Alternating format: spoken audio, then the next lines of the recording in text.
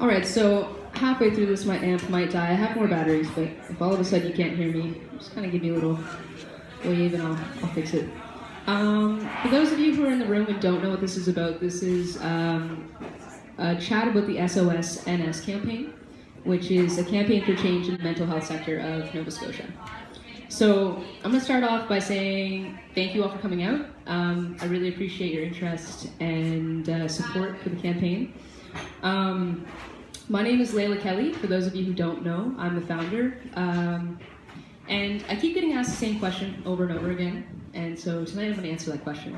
And that question is, what is the ultimate goal of this campaign? And so the ultimate goal of this campaign really is that if any Nova Scotian is suffering from suicidal ideation, which suicidal ideation is just a fancy term for suicidal thoughts, they can go and get help and support rather than getting turned away or told to call back tomorrow or, we only deal with real emergencies here. So that's simple. But the complicated part is how we're going to get there. How are we going to get every Nova Scotian the help and support that they need? And so that's kind of where I'm going to start my speech tonight. So we have a couple of lovely humans who have come here, and there's a sign-up sheet if you'd like to speak. The main thing that we'd like to hear tonight is your personal opinions on what needs to change or what needs to improve in the mental health sector of Nova Scotia. So this started about 6 days ago when a friend of mine was in my living room, and she was very, very frustrated and upset because she was having suicidal thoughts, and she was reaching out. She was going to all the support systems that are there for her. She was calling the crisis line. She was going to her family doctor. She was seeking out everything that was a possible option and constantly getting rejected. And over and over again, she just kept being feeling invalidated. She kept being told that, I'm sorry, this is an emergency crisis line. Do you have an emergency?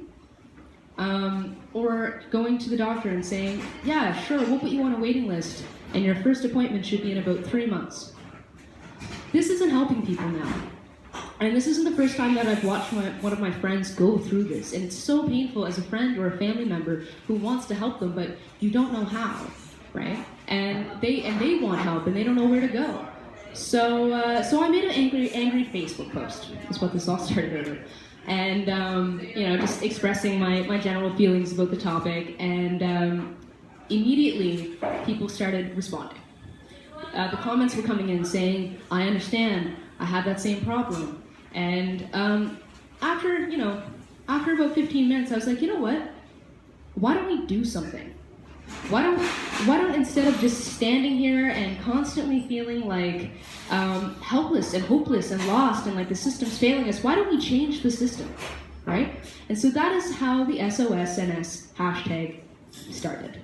So I said to my friends, I was like, hey, you know what? Let's get the attention of legislation. Let's get the attention of the people in power, right? Let's start tagging them, and let's start hashtagging this. Right? And we just saw a huge hashtag that made a really big impact on the globe, really. The Me Too hashtag, right? Me Too. That brought a lot of light to that particular topic, and that's what we're trying to do. So the hashtag SOSNS is trying to bring the same kind of light to the topic that is so needed to be addressed. So we started around 11 p.m. on Saturday. I got off work, and I made that post, and then we started writing. My friend and I at the time, we started writing, and then I made a petition. I was like, you know what, let's get some hard copies of support here. And it was actually incredible how quickly this was spreading. It was spreading like wildfire. So in the first 8 hours, we had 100 signatures. In the next morning when I woke up, we had 200 signatures. When I got off school that day, we had 500 signatures. In less than 72 hours, we had 500 signatures for the SOSNS campaign for change. And then, less than 5 days later, we had over 1,000. And now, when I left my house and I checked it and I came here, we're at about 1,150 and counting. Every single hour, We have more and more people just signing on and supporting. And one of the biggest things that we're seeing is the people that are opening up and sharing their experiences. And I think that is so important, and it's so brave, and it's so hard to do. Because, you're feeling exposed and raw. Nobody really wants the world to know that they were struggling, right? Everyone wants to feel like they're doing good and they're standing on their own 2 feet. But the reality is everybody struggles. Right? You're not alone. That is one of the biggest parts of this campaign. And we want to build that community base, right? You're not alone. No one's alone. Whether you yourself have been affected by a mental illness or, suicidal ideation or anything like that, whether it be you or somebody you know, but we all have somebody we know that has gone through it. And that's the reality of it. And unfortunately, almost all of us have also known somebody who hasn't been able to get the help. And unfortunately, sometimes tomorrow was too late. And now we have some friends that have passed and they're not here. And that's all the more reason that we need to be pushing for this, right? Because it's not acceptable for someone to be turned away and made invalidated about feeling the way they're feeling and going to the support systems that are supposed to be there to help us. So, sorry, I'm just gonna try to find myself here. So on the petition, like I said, we have about 1,150 and counting. And one night I took it upon myself when it was around 700. I discovered that I thought that there's only like this many comments, but then I realized that almost every person that signed me had commented. And I was like, oh, I didn't notice that. So it was late and I was trying to go to bed and I couldn't go to bed because I started reading like these posts and it says, the reason why you're signing is what it says. And the reason why people were signing was just, I literally was in tears by the end of it. Like there's people who are sharing their experiences like, I tried this, it didn't work, blah, blah, blah. But then there was a few that really, really stuck out to me that really made me want to throw aside everything else I'm doing in my life, which is a lot. I'm a full-time student, I have 2 jobs, I'm a producer, I'm a musician. There's a lot going on in my life right now, and all of that is on hold for this because of comments like this. And so I was there, I was reading it, and this one just stopped my heart. And it said, the reason that I'm signing is because. And my son, in the middle of the night, went to an ER because he was feeling suicidal, and they turned him away. And so he left, and he jumped in front of an 18-wheeler. This was in 1998. That's why I'm signing. Or comments like, I'm signing because we miss our granddaughter. That is why we're doing this. That is why I'm doing this. Because nobody should have to feel like that. Nobody should have to go through that pain. And I myself have lost friends because they just couldn't get the help they wanted. And so it's so important to stand together and have our voices heard because one person doesn't make that big of a difference. Unless you're leading a bunch of other people who want to make the same difference. And that's what we're doing. That's why I'm standing here today, right? It's not about me. It's about everybody else. It's about everyone coming together and making their point heard, right? And if we yell loud enough, if we make our voices so loud, they're not going to be able to ignore us. They're going to have to meet some demands, right? And that is what I want from you today. That is why I'm calling everyone out in public here because I need to know what people need to see change. What needs to be improved? There's some things that are working, but it needs to be better. There's some things that are absent and that need to be created, right? That is why we're here. Because what is it that we need to stop having so many people suffer through this mental illness and the pain of ideation of suicide? So, last year, there was an article CBC did, and it was, they were throwing out statistics on suicide rates. This was really shocking when I read this. So in Nova Scotia last year, suicide rates and suicide attempts were up 74%. 74%. Why didn't somebody look at that and say, okay, maybe we should be putting a little bit more direction in the mental health sector of Nova Scotia?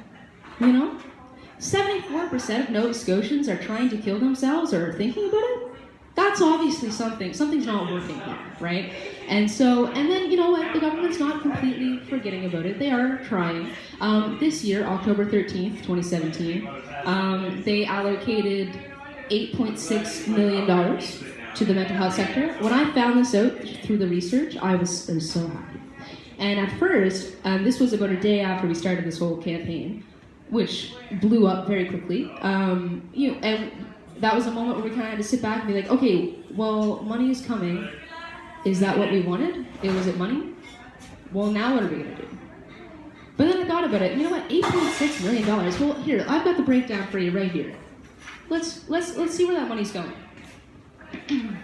All right. 8.6 million. So 1.8 million to expand Schools Plus into 68 more schools across Nova Scotia. 1.4 million to hire more school psychologists and speech-language pathologists. 700,000 to increase access to services delivered by the IWK Health Center in rural and undeserved areas. 463,000 to expand Caper Base, a youth outreach program in Cape Breton. 192,000 to hire 2 guidance counselors and a social worker in the Cape Breton Victoria Regional School Board. 373,000 to hire new mental health clinicians to support children and youth in targeted communities. And last is 300,000 to Kids Help Phone to continue services online and by phone. Great, that's awesome. That's really awesome. But that's just the tip of the iceberg, really. And it's not just about money, it's about what are we doing with that money? What is that money changing that's actually going to be helping people? Is it going to be bringing in more staff in the ERs for people that are actually trained to deal with people that are going through a mental health crisis? Because that's another problem. Who's on the other line? You know that the mental health crisis mobile crisis line? Yeah, mental health mobile crisis line has less than 10 people that work for it. Less than 10 people that work for it, and it's responsible for the whole province. Yeah, there's 3 clinicians. And there's 4 police officers that are assigned. Okay, that's the key word there. They're assigned to this project, right? They're not trained to deal with people in a crisis. They're there to detain, it says right in it, they're there to detain people when the matters are too strong and they have to be brought to the hospital. That's why they're there. So 3 people are taking care of the whole province. And most of the time, people call up, and if they're coherently speaking, they don't help them. They say, oh, you know, this is an emergency crisis line and it doesn't sound like you're having an emergency. You know, try calling back when you have one, or call back tomorrow. Or we can send a police officer over to your house if you'd like. What is that going to do for me? How is that going to help me? Right?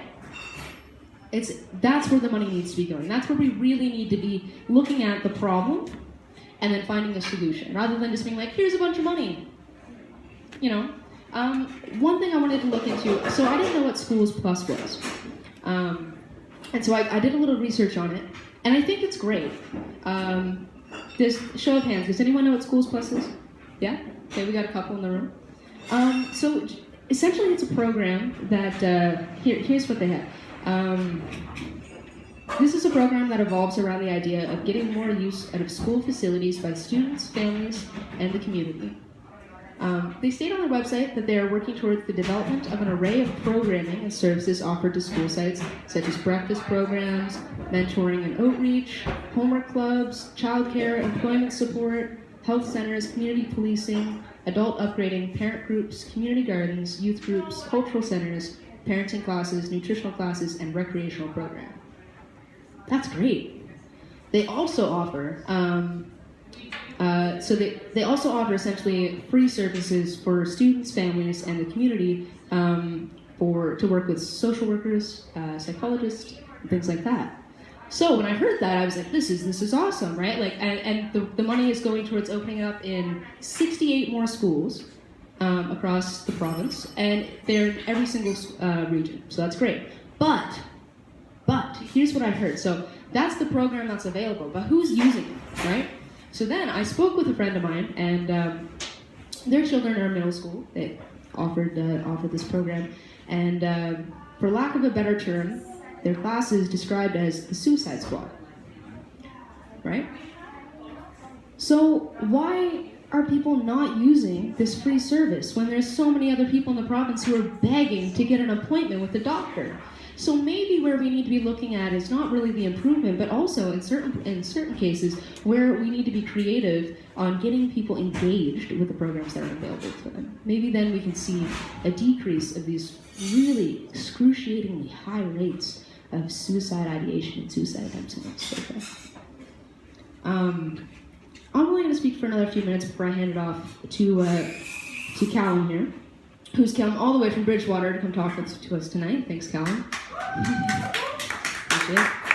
I've also got Nick, one of my closest friends. He's come all the way from Halifax, so I really appreciate that as well.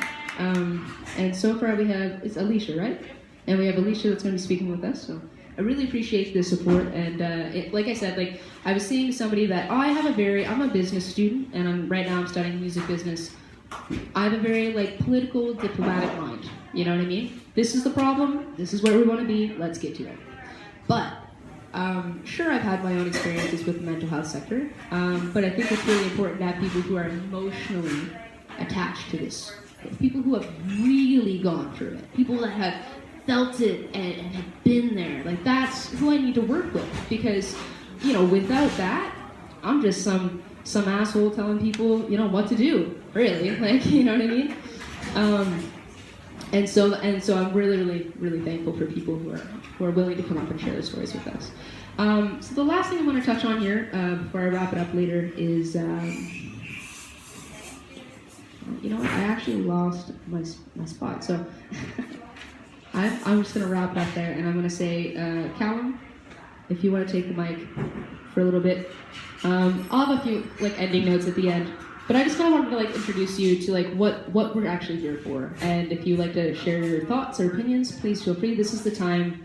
There's not going to be a lot of times in the healthcare system for you to actually have a say, and this is going to legislation. We had a response from John Lohr, one of the MLAs here in the Valley, and he will be taking this to legislation. We've been in contact with Stephen McNeil, Scott Bryson, Star Dobson, who's the head of the Mental Health Association. We've been in contact with them all. And next week, it's going to be sent out to the media, and so we're going to have even more of a following. So now is the time to speak up. If you want to see a change, now is the time to say so, because I will be seriously valuing your opinions, writing it down, and taking it to legislation. Thank you.